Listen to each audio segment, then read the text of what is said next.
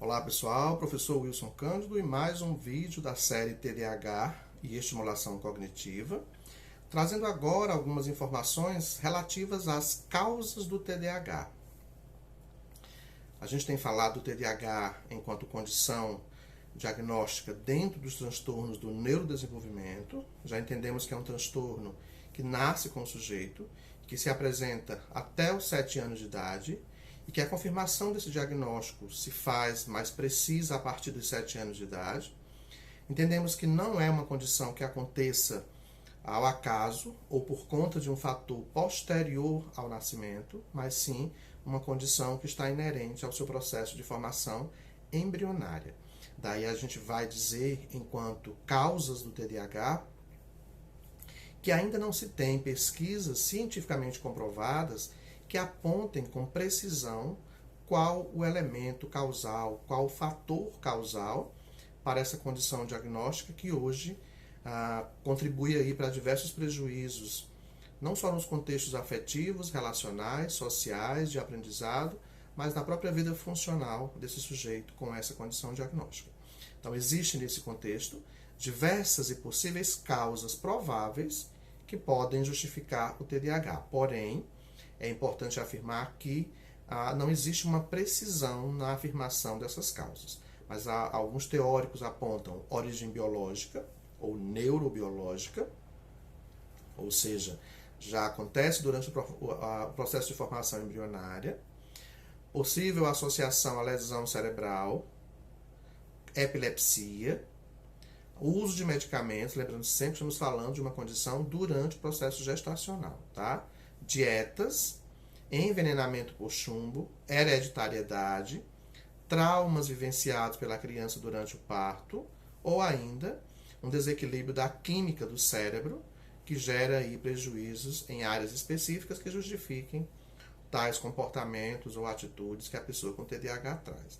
Algumas lesões cerebrais também são colocadas como causa mais comum, especialmente quando associada ao lobo frontal, em especial ao córtex pré-frontal.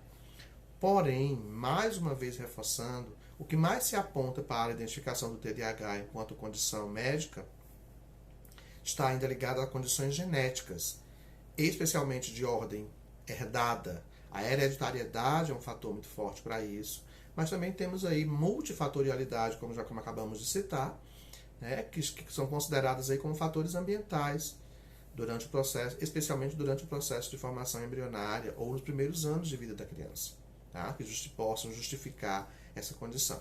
As causas mais prováveis são de ordem genética hereditária. Então, para Barkley, alguns fatores biológicos, como por exemplo, anormalidades no desenvolvimento cerebral, prejuízos de funcionamento executivo, prejuízos no perfeito regulamento do córtex pré-frontal, somados aí a outras áreas cerebrais importantes, justificam o aparecimento dos sintomas do TDAH desde tenra idade. Então, essa condição de anormalidade citada por ele, que podem estar associadas ao TDAH, seriam aí os fatores causadores mais compreensíveis para se justificar essa condição. Outros estudos indicam uma condição genética muito forte, maior que a contribuição dos agentes ambientais ou multifatoriais ou fatores puramente sociais, estão aí os fatores de contribuição genética considerado muito forte, num percentual de até 80% em alguns casos. As causas, segundo o CIPEL, podem ser várias.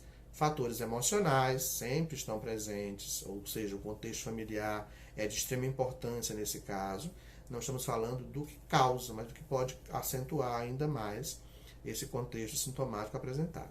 Então, o TDAH, nesse contexto mais comprovado cientificamente e melhor entendido pela área médica, está associado a um percentual de 50% a 80% enquanto hereditariedade. Temos diversos fatores ambientais ou multifatorialidade que podem ser contributos a mais para o surgimento do TDAH.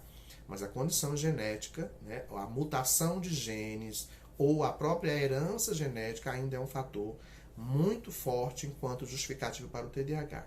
Então, podemos afirmar, enquanto estudos a partir do Goldstein, que diz que o TDAH é de origem orgânica, apontando aí através de pesquisas que as crianças mais propensas, mais vulneráveis a desenvolver o transtorno do déficit de atenção com hiperatividade são filhos de pais com comportamentos ou atitudes ou quadros, confirmados ou não, de hiperatividade, num percentual de 50% até 80% dos casos.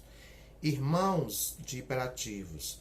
Se tem uma criança com hiperatividade em casa e tem um outro irmão, a chance do outro irmão ter o TDAH também é no percentual de 5 a 7%. Então, confirmando aí a questão genética herdada muito forte.